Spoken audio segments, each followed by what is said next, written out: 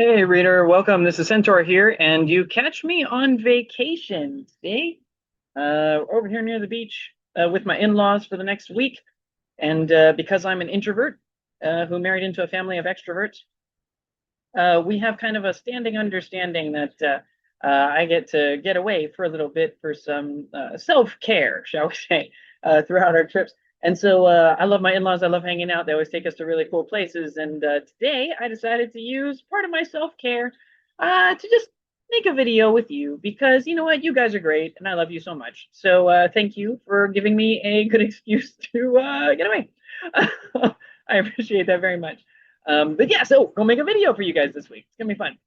Today we're looking at infantry flamethrowers, both the individual team weapons as well as the infantry sections, the engineer sections that can take them, because there are changes between the two, how useful they are, how much you can capitalize on the effectiveness of said flamethrower, how much you can make up for the ineffectiveness of a flamethrower based on whether or not it is or is not within a section. And so we're going to be talking about this today. I think it's fair to say that the switch from second edition to third edition, the flamethrower saw the most changes, or one of the most changes. We've also seen quite a few changes for multiple rocket launchers and a couple of others systems.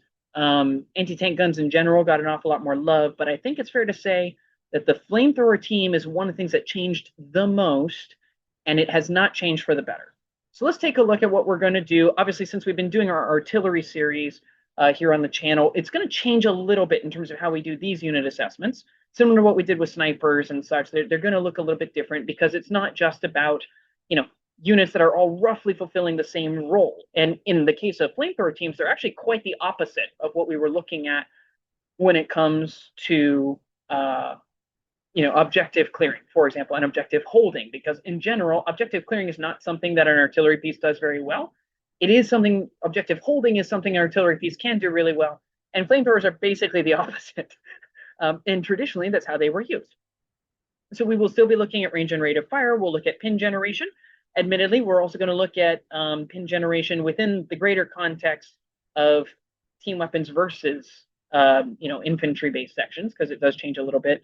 We'll look at damage. We're also going to look at, from a damage perspective, we're also going to look at unit removal based on the morale test. So it is going to look a little bit different than we normally do. We're also going to have opportunity cost and maximization, very important. And we'll look at objective holding as well as objective taking potential, because they are different. And then we'll look at target prioritization as well as the one change that I would recommend going into the new edition. So to start off with, in both editions, 6 inches with 1 attack is still how these things work. However, similar in both editions, if you hit with that 1 attack, you then roll a d6 to see how many hits you do to the unit, and then you would roll your damage value for that. Okay, so this is a little bit complicated. We're going to talk about this when we get to the end of the video, because it's, you figure out your modifiers to hit, roll to see whether or not you hit. If you hit, you then pick up a second dice and you roll to see how many guys are hit by the gout of flame, and then you roll damage on top of that. It is a little bit cumbersome. It is not the way I would personally design it. I understand why they have it the way they do. I personally think, living in the 21st century, having seen other game systems, there are better ways to evaluate this. Okay, and so we'll talk about that when we get to the end of the video. After rolling to hit, you also have to roll a fuel check, and this is very important from a rate of fire perspective. In second edition, after attacking, you would roll a d6, and on a 1, then the flamethrower is out of gas. It wouldn't fire for the rest of the game. And if it was a team weapon, the unit would just be removed. Okay, it would just disappear. The thinking being that flamethrower operatives are specialists. They did have to receive training. And so if they found that they were out of gas, they wouldn't just continue on with the soldiers, maybe fighting with pistols or whatever. They would generally just fall back, right? You would go back. If nothing else, you would get a new can, get it reloaded, and then you jump back into the fight. It could also just be, look, we're here to preserve the specialists so that command doesn't have to train somebody new. And so because of that, that was represented by them retreating. Okay. In third edition, we've seen some changes. First of all, just in general, we've seen a lot less of something happens and so the guys fall back to command, right? So snipers taking out guys, for example, doesn't automatically remove a team weapon anymore. So we've seen just a lot of that pulled back from the game. But we've also seen, in the case of the flamethrower team, that they run out of gas on a 1 or a 2. So now 1 in 3 shots that you take, hit or miss, you still have to roll to see whether or not you're out of fuel, and you could easily run out of fuel. That could be really bad, as we'll see later, because of how much it costs to just add a flamethrower to a unit. Okay. You also have to work around the team weapon rule. So similar to artillery pieces, machine guns, mortar teams, when you're down to 1 man, then your ability to fire suffers a -1 to hit. Now, obviously, there are some things like multiple rocket launchers and mortars that technically are team weapons, but they only fire indirect, so they're going to avoid this every time. Flamethrower teams are not so lucky. First of all, because indirect fire from a flamethrower doesn't actually work particularly well. But second, and perhaps most importantly, it's because if you're a one-shot weapon, right? You're a thing that's only shooting with 1 dice every turn, and you might not get to shoot for very many turns in the game because you can run out of fuel.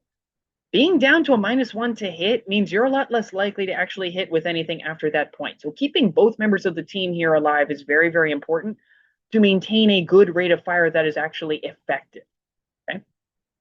And then finally, another new rule with 3rd edition is that the unit also suffers a pin to itself every time that it fires. Now, this kind of makes sense a little bit because, like, after you fired, there's going to be a lot of smoke. There's going to be a lot of burning stuff. There's going to be just, you had a very, very white hot flaming, gout of flame right in front of you, and you're going to need to then battle damage assess to see what's going on right after that's done. So because of that, I get it. Pin actually kind of makes sense. That works out. I think this is a lot. So we're looking at running out relatively easily, and you're giving yourself a chance to potentially fail a morale test afterwards, to an order test afterwards to activate and shoot the second time afterwards. You run the chance that you're not going to be hitting on, say, 2s with a fire order at point blank range. You're going to be hitting on 3s at least because you still have a pin on you, assuming that the enemy's done their job and they are shooting at you. There's just a lot of questions, right, that come up with this. It does reduce their effectiveness a little bit. Okay, so that's just something you need to be aware of and you need to plan for when you choose to run a flamethrower. And this brings us into the question of opportunity cost. Okay, this is a big deal. So the common cost for team weapons is also true here. You will find very commonly for things like machine gun teams, mortar teams, snipers, things like that, that they're going to be about 50 points regular and about 65 points veteran. Right, that's more or less how they go. Flamethrower teams are the exact same cost. So in this sense, if you were looking at adding another machine gun or you were looking at adding a flamethrower, at least it's a 1-to-1 trade. You're not having to drop other stuff or adjust the veterancy on other stuff in order to take these. And that's good. It is very short range, which means you kind of have, to some extent, a built-in additional cost. You will probably be paying an extra 14 to 50 points or so to add a transport. You do not want this thing foot slogging across the battlefield and taking wounds as you go along. That is not an efficient way to use a flamethrower team. Transporting them in some way, shape, or form would be a really, really, really good idea. The biggest benefit and what makes their cost very effective in both editions is the fact that you have a dual threat of removal. The first threat is that you hit and actually do wounds with the unit, right?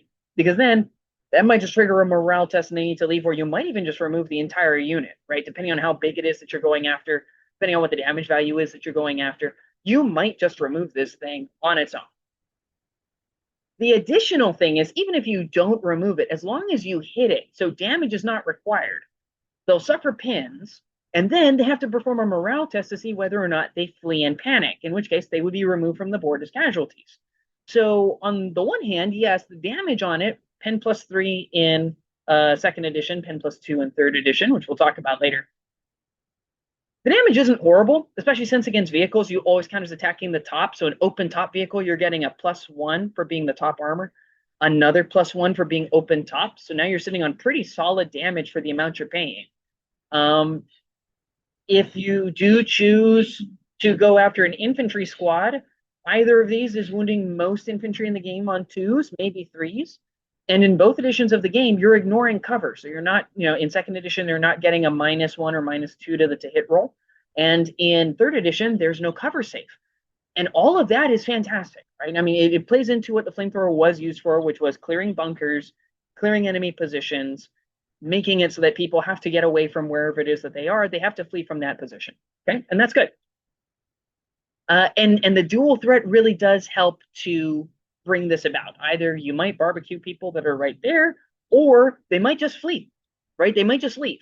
It means that there are some pretty solid counters against this, most notably people who are fanatic or stubborn, because then they're going to ignore pins when it comes to performing morale tests. And especially with stubborn, a lot of the units in the game that can take stubborn are veterans. So they're already looking at a 10, plus any potential morale bubble that might be nearby. They're actually pretty likely to pass no matter what. Right? So there's that.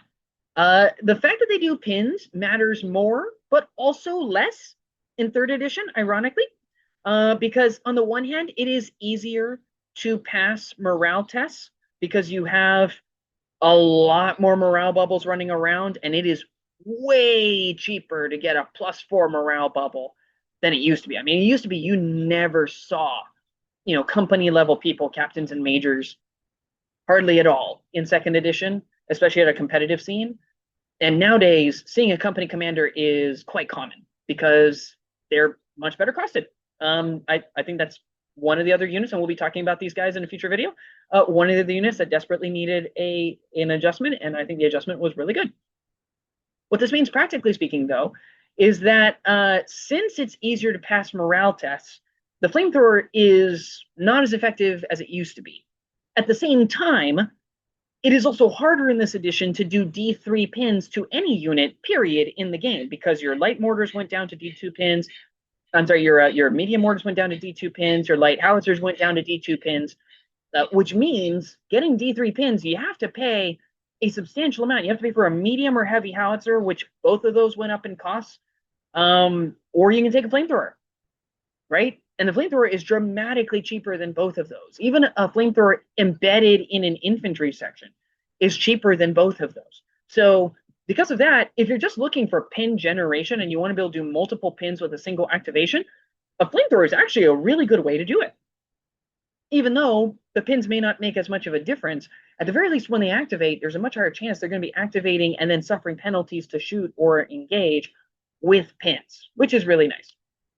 It does pin itself every time that it fires, which is a problem because it means actually getting to a 2+ to hit is quite difficult to do. It wasn't like really easy to do in second edition, but it does make it hard to do in third edition. And this begs a question, why would you want to use a flamethrower to try to do removal when you could just load up a squad with 7 submachine guns for slightly lower points? Right? If you're going to add 30 points, why not just add 28 points and then boom, add 7 submachine guns? I think that's a fair question. And that is something that needs to be worked out, right? You also do get lower penetration in third edition. So whereas you had a +3 modifier, it becomes +4 against top armor, +5 if it's open topped. That's 2s to wound against most armored transports, and a surprisingly large number of just open top vehicles in general. You're now looking at a +2 for your starters, which goes up to +3 or +4. So you're not doing nearly as much likely damage, and your ability to damage serious armored vehicles has gone down than it has from past editions. So that's something that you'll think about, and we'll be seeing that a lot more when it comes to the damage chart. You'll see it there at the very top. The other problem is that also, in order to field a unit of flamethrowers in an infantry section, so this doesn't apply to the team weapons, but with the infantry sections, you have to take them as engineers, and engineers now cost an extra point, which means there's a tax that's attached to you, both because you have to take an engineering unit, so you have to pay for your rifle platoon, and then you got to pay for your engineering platoon commander, and then you can start taking these, both to unlock the infantry teams, but also the infantry sections. And the infantry sections then also have to pay an extra +1 point per man. So that's another very unfortunate tax that comes with it. The flamethrower itself also now costs 30 points per flamethrower instead of 20 points per flamethrower, which admittedly brings it more in line with cost with the team weapons, right? The team weapons were paying for 2 regular dudes or 2 veteran dudes, which was 20 to 26 points. And then they were tacking on effectively a 30-point or 29-point flamethrower on top of that, right? And it was actually more than that. It was almost 40-point flamethrower for veterans, which is part of the problem, right? And that's why a lot of people in the competitive scene took regular flamethrowers, because then at least it was 30 points. Now at least the flamethrowers are all costed the same, which is always nice. It still bites, like it's still a little bit painful, looking at the cost on this thing. But that is something that needs to, it kind of factors into this whole tax, right? In order to take it, it is quite substantial. On the other hand, though, to make up for this cost, and this might be why they factored it the way that they did, it is a lot safer from snipers in third edition. So in the case of snipers, one, they don't automatically remove the team. You can still use the team even if they suffer a wound, which is really nice. Admittedly, you've lost half or more of the unit to a single activation, which means you do have to perform a morale test. So there's that in order to not flee and panic off the table. But at least now it's a test. It's not automatic. In addition, snipers can't just remove the flamethrower out of an engineering section, which is really nice because, again, you're paying an awful lot of points for these guys. On the other hand, the flip side is that small team penalty for hitting is now gone. So you're not automatically having a -1 to hit against anybody trying to shoot at your 2-man flamethrower team section. And in general, it's just easier to hit in third edition, which means in general, you're going to be working with pins a lot more, which means your chances of hitting is generally going to be lower. Okay, so you are stronger in some ways, especially against snipers. You are weaker in other ways. And I mean, I'll contend, I think you're weaker against anything that is not a sniper. That's part of the problem, because more things are dramatically more likely to hit you. They're dramatically more likely to wound you. Cover saves being what they are. In my experience, they're very finicky. They're very fickle. You don't know exactly what you're going to get. Because in second edition, you're at least starting with 3s to hit, 4s for being a small team at the bare minimum, goes up to 5s or 6s if you're in cover, goes up an additional -1 to 6s or worse if they're at long range. And admittedly, by the time you're using the flamethrower, they're probably not going to be at long range, but at least it means that 5s or 6s to hit, a lot of stuff is going to miss. Whereas in third edition, a lot of stuff is going to be hitting you on 4s, maybe 5s, possibly 6s, but in most cases, it's going to be closer to 4s, maybe 5s. So in general, you've kind of shifted down. It's a lot easier for stuff to hit you. And that means pinning you and removing at least the one guy on a team weapon, much easier to do. And pinning and removing some of that extra effectiveness and meat shield that you had in your engineering section is also a lot easier to do, which means the value that you're actually going to get out of the squad is going to be reduced because of how much you had to pay up front just to keep the flamethrower safe. And this brings us into pin generation, because I think the biggest reason for running a flamethrower is the fact that it generates a lot of pins, and it's the cheapest way to do D3 pins in the game. Okay. And so because of that, looking at it, second edition, you could reasonably expect about 9 pins per game. You hit about 3 times, more or less, is what it worked out, assuming that you get to attack the whole game. At 50 points regular, that's going to be 5 points per pin, not quite 6 points per pin. Which is really good. 7 points if it's a veteran, which is also pretty good. Okay, and this is part of the reason why we saw flamethrowers used quite a bit. It's very efficient for what you're designed to do. In third edition, you can expect probably closer to 6 pins per game. It's going to be about 2, maybe 3 hits during the game. It all depends on, again, when that 1 to 2 comes out. It came out to about 2.6 shots per game in the math that I ran. So we'll put it somewhere between 2 and 3. We'll call it 6. Which puts you at closer to 8 points per pin, 11 if it's a veteran, which, in my opinion, is it's not bad for a team weapon. It's definitely less than second edition. And again, you're also not doing nearly as much auto removal as you're doing because you have more morale bubbles running around, right? So, it's fine. It's not particularly great. It's not the best we've seen on this list, but it's certainly not the worst either. So in that sense, pretty good. When you look at engineering sections, though, as compared to the team weapons, the math changes quite a bit. So in second edition, again, looking at about 9 pins per game, you're looking at about 8 to 11 pins for veterans, which is not horrible, right? It's still fine. Less than 10 points per pin is actually pretty good in this game. So because of that, it's reasonable. It'll work out. In third edition, however, expecting roughly 6 pins per game, assuming you can get in 2 to 3 shots. At 85 points regular, assuming a 55-point 5-man regular engineering section, which not every nation can get. Okay, but assuming that you can, you're looking at 14 points per pin, 17 points if it's a veteran, which is quite substantial. And this also assumes we're not adding any submachine guns, we're not adding any body armor, we're not adding any Panzerfaust, we're not adding any of that to this. It's just adding 5 men with a flamethrower. Now, in my opinion, first of all, I think a 5-man engineering section with a flamethrower is quite fragile in 3rd edition.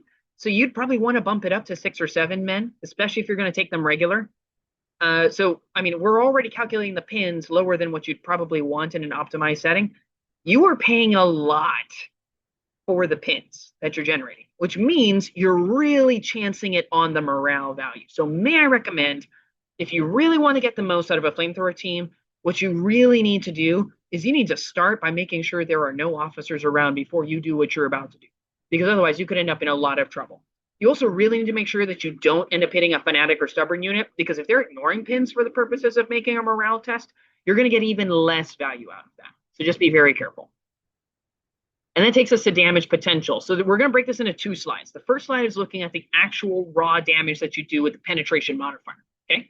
And as you'll see here, whether you're getting a 2+ to hit, a 3+ to hit, a 4+ to hit, you can't actually hit somebody who's sitting at a damage value of 10 or higher. You can't actually wound them, right? Because it's not even like you can slip around to the rear armor with your pen +2 becomes pen +4.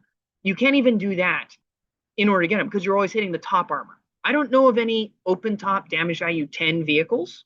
So I assumed that the maximum against a damage value 10 that you would get and a damage value 11 that you would get would be a +1 from the top armor. So that'd be a +3. I suppose it's hypothetically possible there might be like I guess there's a Tiger 1, which I think can take a pintle mounted medium machine gun on it now. So like that's like the one potential situation. If the Tiger has already gone, it's already fired the pintle mounted machine gun, so it's open top for the rest of the turn, and then you swoop in with a flamethrower and you hit it, you could do it. I think it's a statistical anomaly that makes it so we can say 0%. Okay, so that's where we're starting. But as you'll see here, your damage against vehicles generally is actually not very good. And that makes sense because we've looked at light autocannons, we've looked at light howitzers. Like we've looked at the damage potential of pen +2 style weapons, pen +3 style weapons when firing at the top. It's not much. Okay, it's not much. So just know that against the big armored vehicles, you're not actually going to probably damage them. That's not the purpose. The purpose is to hit them and then move into phase 2, which is the morale checks, right? Against light armor, you're actually not horrible. You're pretty good against damage value 7, damage value 8, mostly because, again, you're bumping up to that at least +3, right? And the damage against DV7, DV8 against an open top vehicle does get better. So, imagine if you're fighting something like if you're fighting like an M10 Wolverine, right? Or you're fighting some other sort of open top tank destroyer or a self-propelled gun, you will do better than this, but not by much, okay? Where you really shine, and you can see it here on the chart, is you're really good at clearing out infantry because you're probably wounding on 2s or 3s, right? And you're really good against soft skin vehicles and damage value 6 units because you're still wounding quite effectively. You're going to work quite well against them because, it's a 4+ to wound, but you're going to start removing stuff as soon as you do that, whether it's an infantry section because they don't get any cover saves, in the case of the body armor dudes, or whether it's a soft skin transport that's getting, only it's 6+, and as soon as you hit that 6, you remove it. You will end up getting better removal against those, and that I think is where you want to target, because especially if you're running one of those 50-point regular team sections, you pretty much only need to remove one thing in order to actually make your point, right? You don't have to remove very much.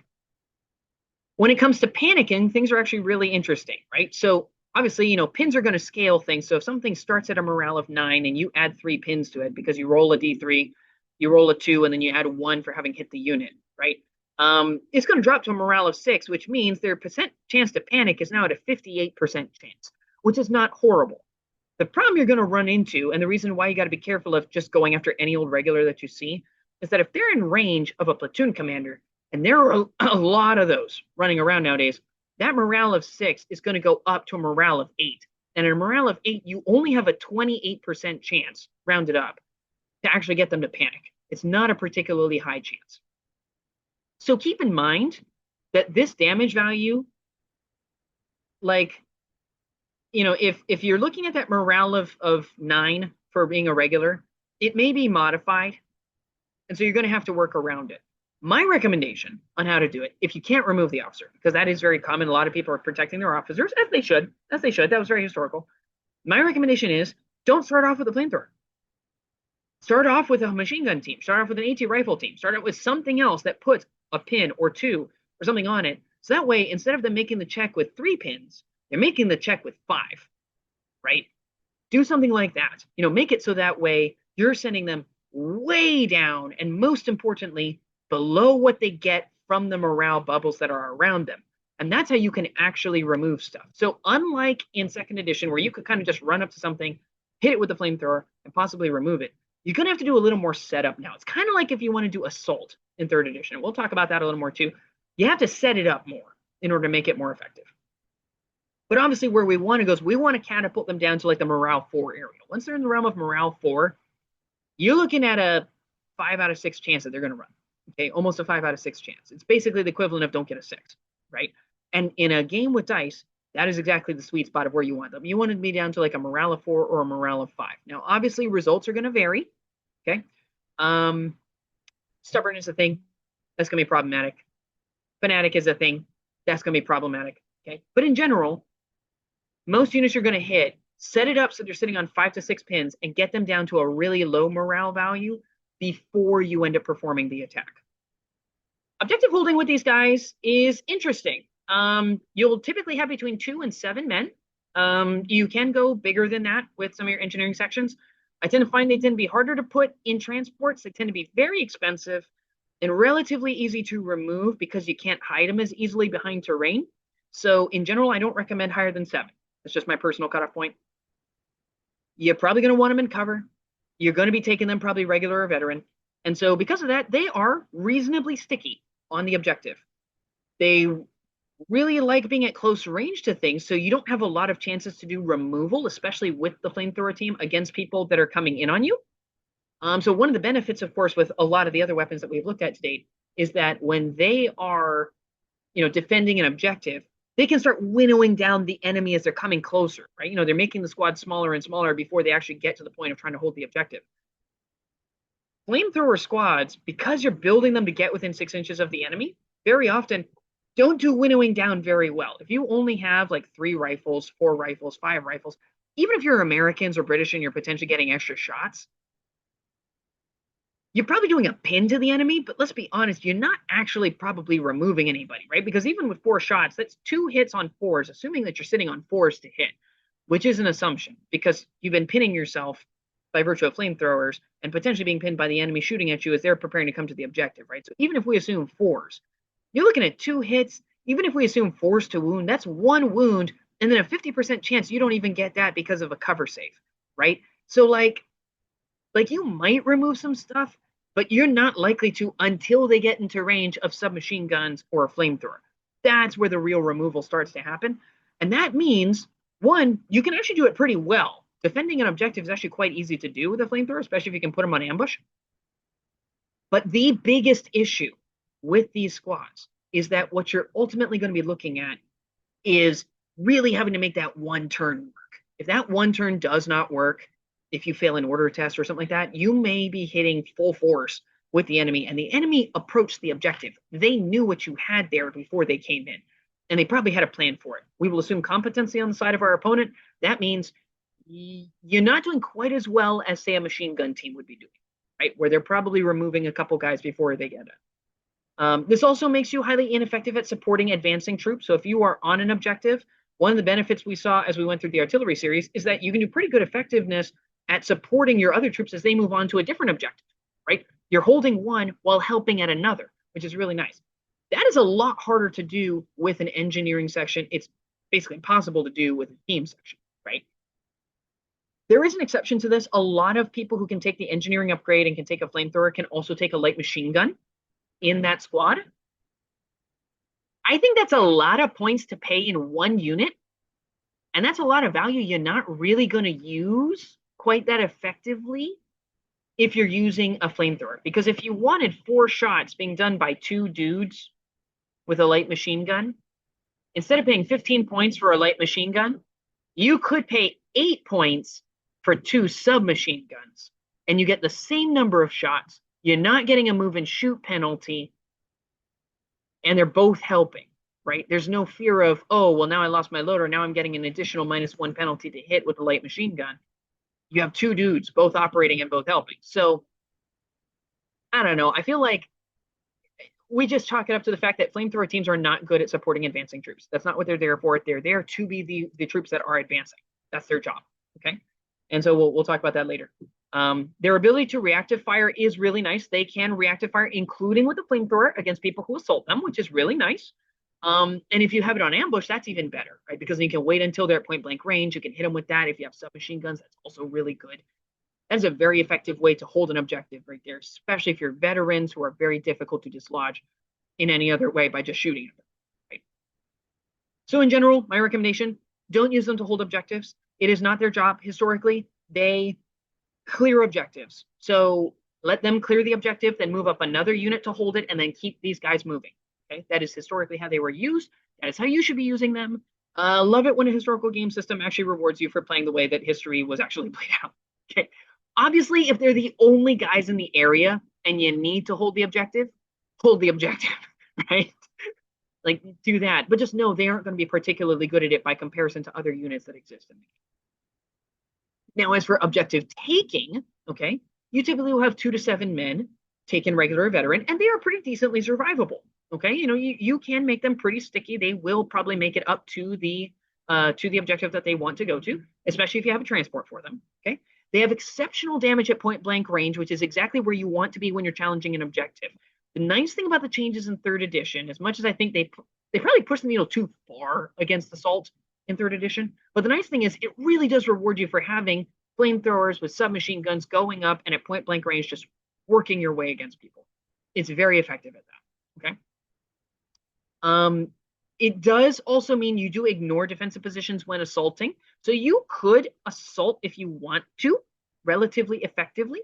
I'm not sure that that's like the most effective way to use a flamethrower based squad. You could just get a submachine gun squad or just a squad that took tough fighters and you would do pretty much the same. And you could potentially, depending on your nation, you might just be able to take somebody with the engineering rule for 1 point and then tough fighters for 1 point. And they would be just as good, if not better, than a flamethrower team because you're probably not buying a submachine gun on the guy with the flamethrower. But you could technically because you have the engineering keyword, which is really nice. So, hey, you are slightly better at assaulting. It is relatively easy to spam flamethrowers because as long as you unlock an engineering section, right? As long as you unlock the engineering platoon, you haven't just unlocked 1 engineering section, you've unlocked 4, which is really nice. And you haven't just unlocked 1 flamethrower team like we had in 2nd edition, you've unlocked 3. So the result is if you're playing the United States, as one example, because they recently got a book, and so we have an idea as to what they're looking at. You take like a 20-point inexperienced platoon commander with a pistol leading these guys, and then you take 4, call it 97-point engineering sections. This would be squads of like 5 dudes with what is that? I think it's 3 submachine guns and a flamethrower. So 5 regular guys, 3 submachine guns, 1 flamethrower, 1 loader. That's effectively your squad. You do that 4 times, and then you take 3 regular flamethrower teams at 50 points each. That gives you 7 flamethrowers for 558 points. Not horrible. Okay, it's not great, but it's not horrible. Okay, in terms of what you're getting. I would probably recommend taking a transport or multiple transports for these. If you want to go most economical, you can pay 100 points, and you can take a regular LVT water buffalo, which will come with 2 machine guns, which is kind of nice to give you some cover as you go in. It's an armored transport. It has transport of 30, so it can carry all of the stuff in this platoon. It could even carry a company commander, which is what I would do. And then the company commander can tell the water buffalo to move up, and he can also command out a bunch of the sections. And then you could also end up getting the platoon commander in a later turn to snap out, say, the other remaining section and flamethrower team. And so, in short order, with relatively few orders that you're giving out, 2 activations back to back, and you've gotten out a bunch of the flamethrowers, you're off there, cooking with grease, literally cooking with grease. at that point. Personally, I think this is a lot to spend in order to really get all of those flamethrowers. So my recommendation would be like maybe 2 engineering sections with like 3 flamethrower teams. You can cut down the cost by almost 200 points by doing that. But you can do that. Obviously, you might even be more effective going with something like Germany, because with Germany, you might be able to do like, 4 engineering sections and a company commander being able to snap the vehicle and them. The trick you're going to run into with Germany is getting a vehicle with more than a transport of 20, right? Because you're sitting on 20 engineers in the transport, just with the 4 or 5-man squads. You need a spot for 1 more with a company commander, and that's where it gets tricky, right? So just keep that in mind. Like I'm on record. I love the Landwasser Schlepper. It's one of my favorite transports in the game, but it caps out at 20. So I think you'd probably be better in that situation going with like 3 engineering sections, a flamethrower team, team weapon, and then a company commander, maybe even with an extra dude or 2 just to keep him safe from snipers. When eventually things do end up coming out, and you could throw that into a Landwasser Schlepper, and that would work out fine, and you'd still be able to snap everybody out in a single turn. But in general, I think that's probably more of what you would want to do. Don't go for the full engineering section. Take advantage of flamethrowers by putting a number of them in the same area, but maybe not quite to the maximum, because I think you're going to want those points elsewhere in your force. So in terms of target prioritization, what are we looking at? I think lightly armored vehicles are a good shout, both because they tend to be taken regular, so you're starting with a lower veterancy. Because DV7, DV8, yes, you'd start with a morale of 10, but taking the veteran, you wouldn't be ignoring pins from a lot of stuff, because a lot of stuff is going to pin you, right? Long-range heavy machine guns, that's about it, right? You're not ignoring much else. So toward that end, you tend to do pretty well against those, not so much on the actual damage side, but on the morale removal side. Inexperienced and regular infantry, you tend to do really well because it's 2s to wound. They have a higher chance of running than other units, and there's a lower chance that they're going to have stubborn or fanatics. You do have regular and, U.S. paratroopers, for example. You do see some of those. Obviously, Japan in general just starts with fanatics. You can take, I think, Waffen SS with fanatics on something that isn't veteran. So, there are ways to get it, but it is less likely. So there's that. Team weapons, just in general, are really good because if you're rolling D6 hits against the enemy, there's a very good chance you're going to hit the whole team, right, with the hits that you're rolling. And that is fantastic because you're probably winning them on 2s, because they're probably not taking veteran. In most cases, they're not going to be taking veteran. And that means, hey, you have a really good chance of doing wounds to everybody and no cover saves. That could just vaporize the unit right there. Transports and tows of any kind are going to be really good because the overwhelming majority of them are going to be soft skin vehicles, which you remove pretty easily, or they're going to be open topped, which is really nice. Tows in particular tend to be taken at damage value 3, which is 2s to wound, and you remove them if you wound them. Or they're taking damage value 6, which is 4s to wound, and you remove them if you wound them.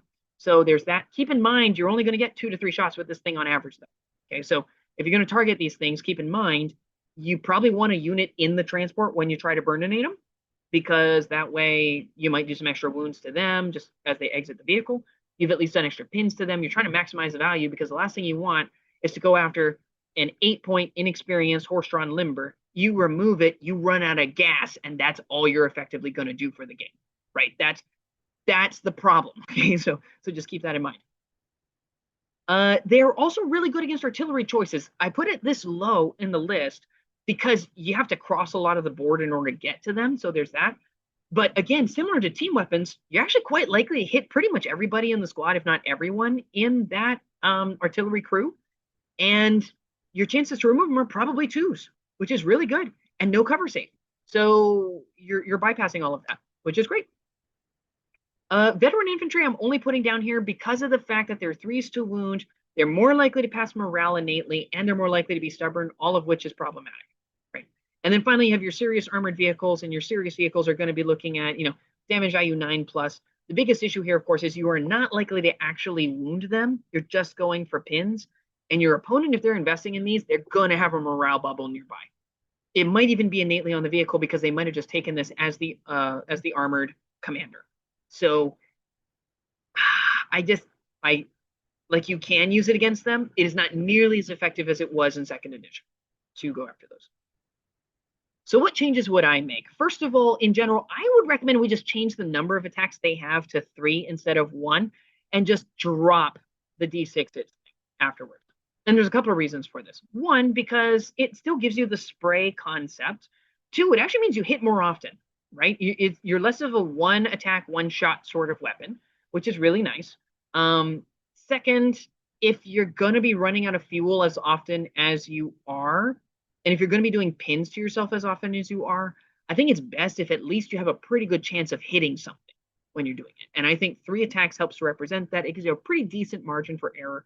But at the same time, if you're starting on 4s, you're firing at point blank range because you're in range with an infantry-based flamethrower, you're pinned and you moved, possibly even lost your extra dude, there's still a chance that you're not actually going to do that much to the enemy unit. Right? You're not going to remove that many guys. So it still presents you with an interesting challenge and conundrum, right? It does mean that even if you were down to 5s to hit, which is probably what you would be at the most, you would still be looking at, with 3 attacks, an average of 1 hit. So you probably still do something. You just won't be very good at it. You'll probably remove a model, and then they probably won't have to, you're not automatically removing the unit at that point with a single shot, right? So there's that.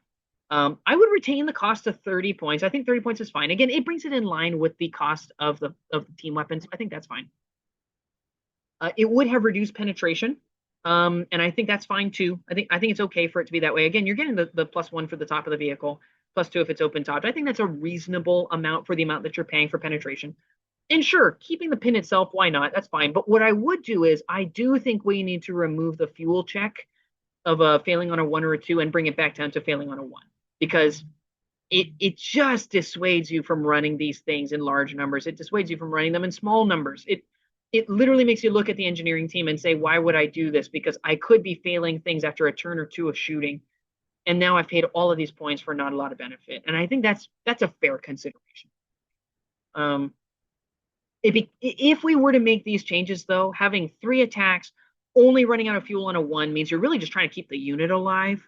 Sure, you pin yourself, you keep a morale bubble near them, they'll be fine with the pinning themselves, that'll be okay. Reduced penetration will still be perfectly fine against infantry. It'll be reasonably fine against armor at almost any level. The cost is reasonable, mostly because it's pretty close to what we've paid for the last, 8 years of 2nd edition and even longer with 1st edition, right? I mean, it's how much we've been paying for stuff basically since the beginning of the game. Slightly more for, embedding them in a unit. But again, they're also safer from snipers, so I think that's fine. So on the whole, I think what you end up with is a high risk, high reward option, right? As long as you're not fighting stubborn or fanatic units. This is actually really good at dislodging people, especially people who are in heavy cover. It's really good against bunkers. It's really good against people who are sitting in ruins. It's a really good way of dislodging stuff. It gives you threat denial and board control. And so I think this would make it really good. But as it stands in 3rd edition, effective they can be. It is true. And I do have to give it to them on that, right? You will dislodge stuff relatively easily if you can get up and actually do shots with a flamethrower and you don't roll a 1 or a 2 to hit. The problem that I have with flamethrowers, and why I would say personally that flamethrowers are pretty bad in 3rd edition, is that they are a gamble. They are a high stakes gamble that has to get really close to the enemy in a game where shooting got an awful lot easier. And regular versions of these are very hard to keep alive. And we have quite a bit of data to show this, even now, less than a year into the edition, that it is very, very difficult to keep them alive. And so in my mind, I find this pretty tricky. I don't think I would run flamethrowers very often, the way that they currently are. They can be effectively used. I hope people do end up finding out the solution to this. I think if we could find a way to run them well, they could be a really good answer to light armored vehicles. I do think there's a very good chance that's too much to pay against light armored vehicles, who will whittle them down and make them combat ineffective by the time they end up getting in. But that's just my opinion. What do you think? Do you think that I'm sleeping on the flamethrower team? Do you think that maybe the flamethrower team actually gets better because of the fact that transports went down in cost? And so making them an effective part of your unit actually costs less than it used to. Is it better now because 1250 is just higher than 1,000? So even if you're paying more for the same amount of value, you have more points to spend. So you can still get more value out of it. Let me know down in the comments below, and I will see you next time.